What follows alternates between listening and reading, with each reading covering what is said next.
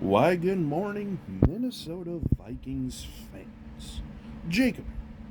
And, well, if it sounds like I just got out of bed, it's because I basically did. And, well, believe it or not, there's actually a reason for it. So, without further ado, let's go ahead and dive right into it.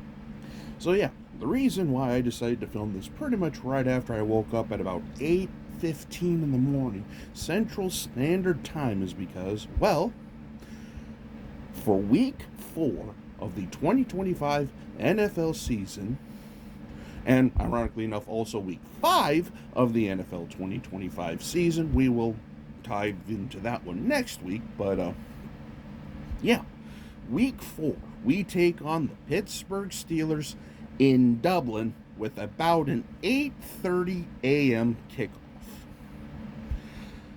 Yeah, I'm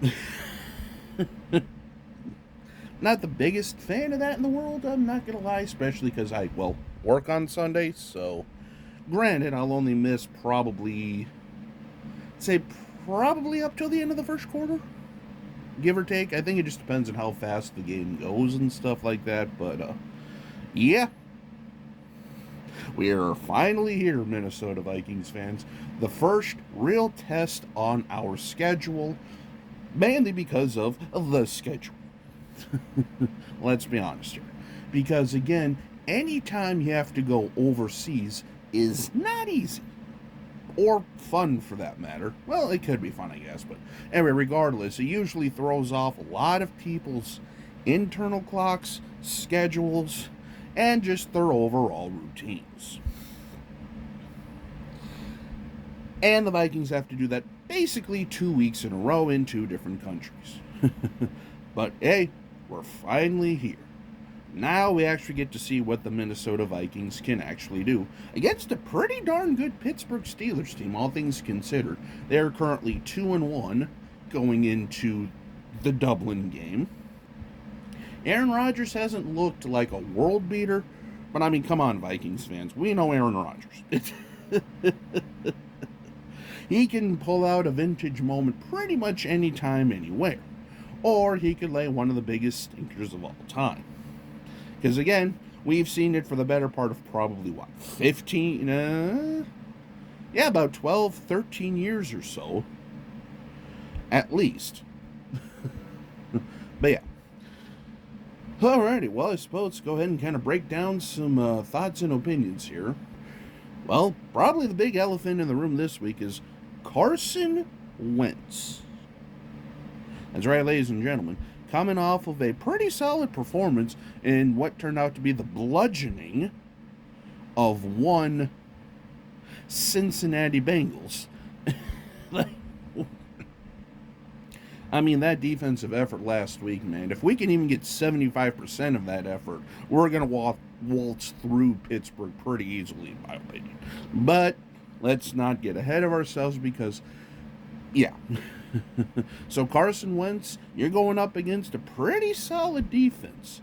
TJ Watt, Cameron Hayward, Big Play Slay, Jalen Ramsey. I mean, they're pretty solid on defense. I mean, if we know anything about Mike Tomlin and Mike Tomlin teams, that's sort of his bread and butter.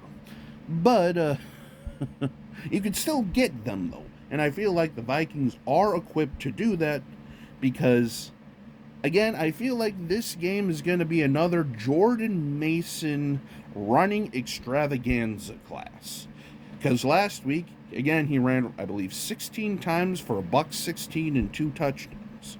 So if we can keep riding that momentum and keep basically running the damn ball, I mean, that'll set up the play action, and then, open everything else up on the field.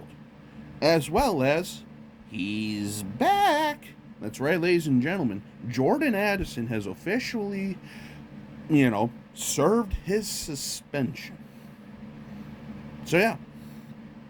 Now, he's going to come back and probably assume wide receiver 2.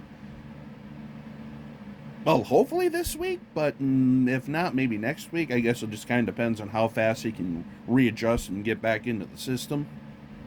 But, yeah, don't be surprised, because now we have a core of wide receivers with Justin Jefferson, Jordan Addison, Adam Thielen, if he can ever catch the ball again, and Jalen Naylor, which on paper is actually a pretty solid receiving core.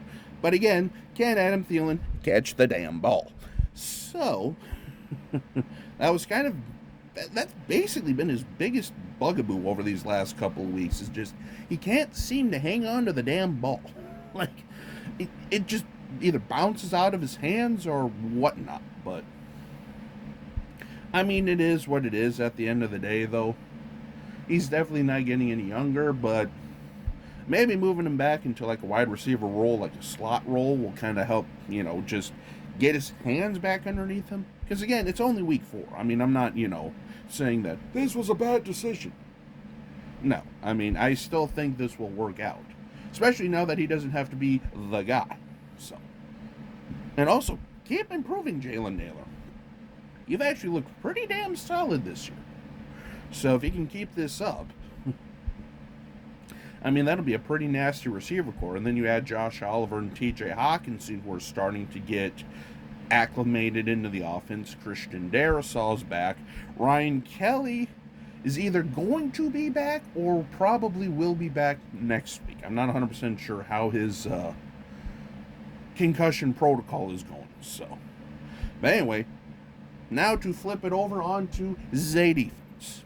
And again, that Aaron Rodgers man, who for a second year in a row we actually play Aaron Rodgers overseas.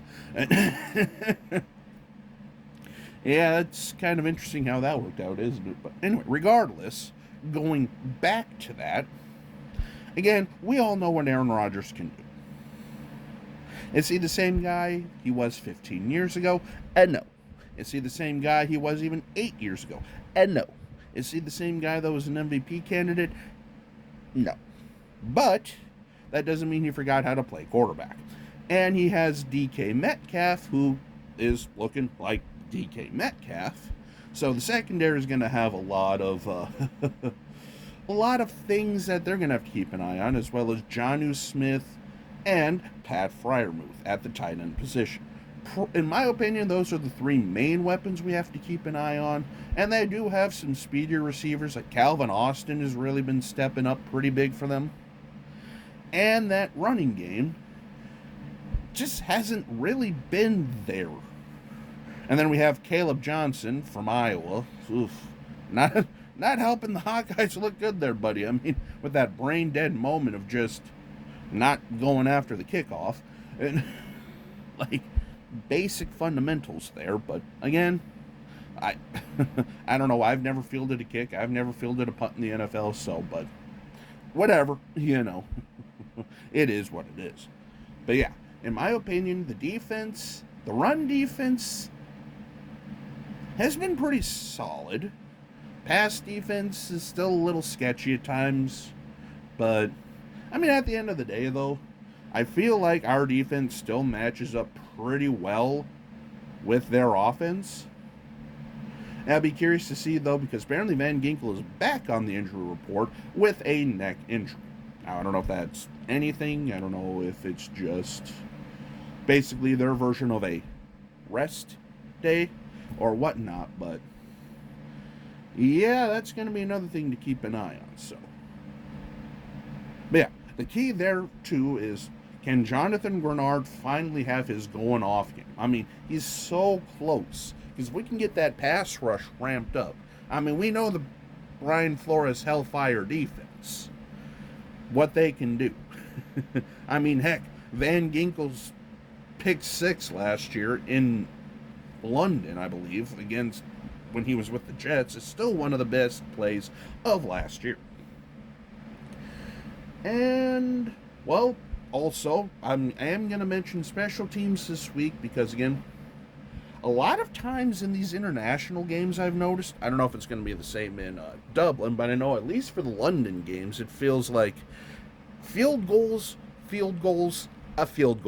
is the name of the game a lot of times. I don't know if it's because of the time difference. I don't know if it's because of the air in England or Ireland or whatnot, but it always feels like those games come down to field goals. And, well, Will Reichert has looked pretty damn solid. I mean, he literally kicked a 62-yard field goal last week, shattering the Minnesota Vikings field goal long record. So, that's also something to keep an eye on. But yeah, I think that'll pretty much wrap up this video because, it 8:30 in the morning on a Sunday is especially for a lot of people. Granted, I got to work this weekend, so it's not going to be that big of a deal for me. But yeah. Alrighty. Well, part 1 of the Minnesota Vikings European Extravaganza kicks off on Sunday, and may the better team win. Please, for the love of God, Vikings, let's at least win these next 2 games and then go to the bye week because, well, all I can say is if we end up going 4-1 going into the bye week, that's going to be a very interesting discussion point. I mean, regardless, it's going to be an interesting discussion point, period, because, well, we'll worry about that when we get there because there could be some controversy, if you know what I mean. Alrighty, well, I think I've blabbed on long enough here, so, yeah, it's going to be an interesting next 2 games, fellas. And then, thankfully, we have the bye week right after that to reevaluate, and then Philadelphia. Thankfully, it's at home, but still, hoofda. Just ask the LA Rams how that went for them. So, yeah, until we meet again, this is Jacob. Have a good day.